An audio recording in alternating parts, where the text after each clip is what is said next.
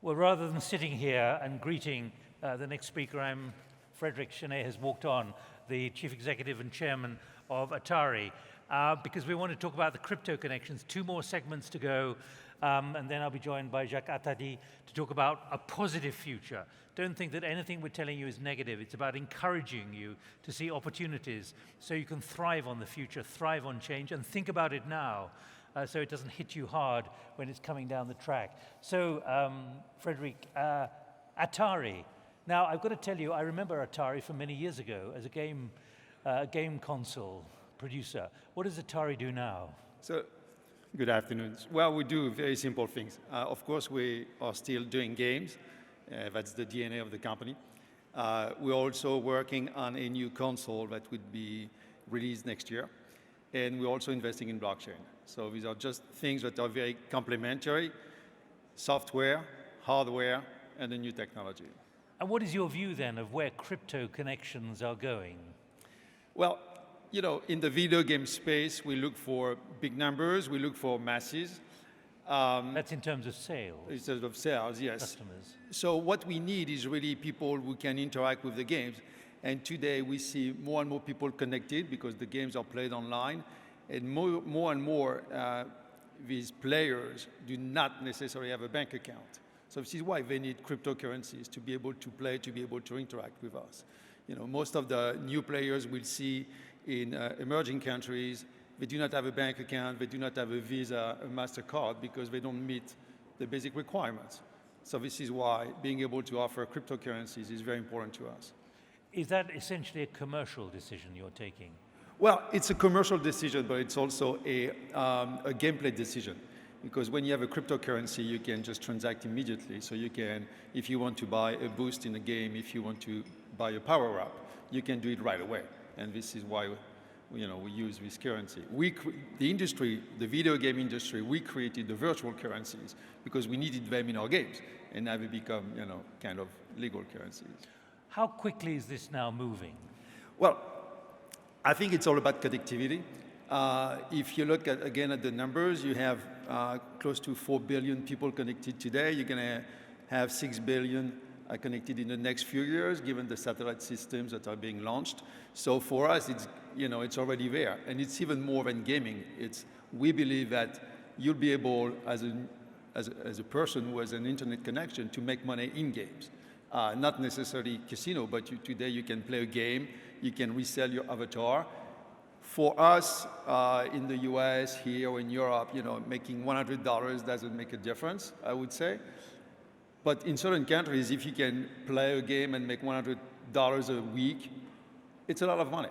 So now, I suspect there are some out there who are saying, this is a language I don't really understand, but I need to, particularly on crypto and blockchain. Sure. Just try to unbundle a little bit what that really means, as opposed to just saying crypto and blockchain. So basically, a cryptocurrency is a currency you can trade on the internet. It's like sending an email from one computer to another computer. It is as simple as that. It's not the fact of sending the email which is important. The most important is that it is accepted by the receiver, who consider that it is a kind of valid payment, something he accepts as a value, and therefore is going to engage with you. This is as easy as sending an email from one computer to another computer.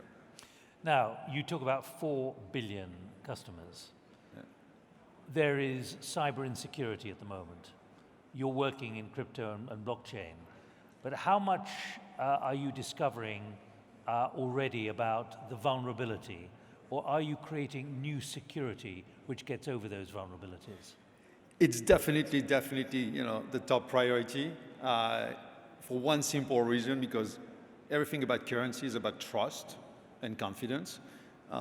If you trade, or if you use a currency and if you don't know if the banknote is real or fake, you're going to lose any confidence in the currency. So the top priority for us is really cybersecurity, making sure that when you accept a virtual or a cryptocurrency, it's something that has a value, it's something that is not fake, and that you can not only receive it safely and use it safely. That's the because we're talking here about work and life of the future, Frederic. We're talking about work and life of the future, and that means having comfort and confidence in what you're doing, whatever you're doing. We happen to be talking about the gaming industry and what you're involved in Atari. Do you believe that you will always be able to keep ahead of the threat to insecurity, which certainly more and more people are beginning to feel, whichever part of the banking cycle that they're in? I believe it's a race, meaning we are racing, other people are racing. Whoever is racing, the fastest is going to win. As I always say, records are made to be broken. So even if we are very, very safe, there will always be someone to challenge us. But I think with blockchain, that's the beauty of it. For those who are less familiar, everything is public. I mean, you know where the currency is coming from, you know who created it, who got it before you, and who you are giving it to, at least in terms of account traceability.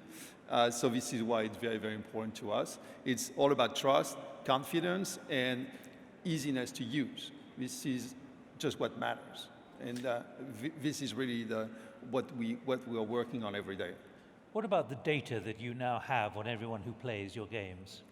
Well, some of the data we have it, but we don't know who the player is because the player basically gives the information to Apple and Google. So we know everything about the player, except the name, except the telephone number and the credit card. For us, what we do is we try to create profiles. We try to create patterns. We know pretty much if you take any game, if I recruit someone today on Facebook, I can basically tell you from a stat perspective how much that person is going to spend over the next 30 days. This is pure math. Mm-hmm. This is what we like to do, and this is how we base our investment decisions on. This is just our reality. So, but we do not necessarily have the name and the personal information, but we know the profile. We know exactly the profile, yes. I'm still struck by what Mark Zuckerberg said when he was under enormous pressure over Cambridge Analytica and the data packages, when he told the Senate we were over-optimistic, we were too positive as a company, we didn't see enough of what was coming down the track. What do you see coming down the track which could be negative or condition a certain amount of what you're saying to us about the potential? For me, the most important is, on the one hand, you have a demographic pressure from certain, many regions in the world. You have a lot of people who are now being connected, and most of the time, or at least some of the time, the only way for them to make a living is to go online and work online.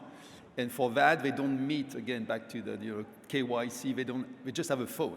But they can work with a phone, they can make money, right? So on the one hand, what I see is a huge demographic push, and I spend a lot of time in Africa, south of Sahara, in many countries, because this is where things are happening as well.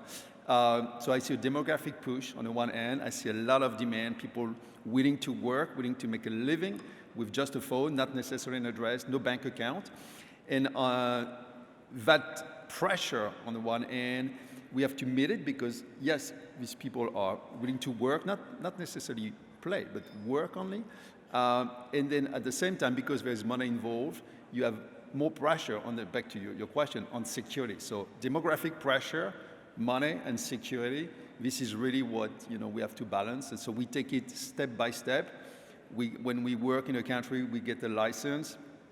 We test, and if there's a problem, it's easier to shut down the system, see what's going on, and then put it back online once we are comfortable. That's just the same. So, 30 seconds only. Sure. Where do you see your company? I mean, you're representative of so many companies here out there in the e-sphere. Where do you see your company being in 2 or 3 years' time, given the immense pace of change that we're enduring? I think we're going to be more and more online and more driven by the blockchain, just because of the security. So we'll be more global, more online, because for us, a country today is interesting, but it's easy to address a country. It's easy to make a game available in a country, as long as it is legal, of course. But I see us more and more online with a very significant presence and community online with a blockchain technology that will be made available to everybody. That's for those who are connected. For those who are connected, because we used to do boxes, we used to sell games in boxes, but I think it didn't work out very well 15 years ago, so now we've stopped doing that. Frederic Chesnais, Chairman and Chief Executive of Atari, thank you very much indeed. Thank you for the opportunity. Thank you. Thanks. Thank you. Thank you.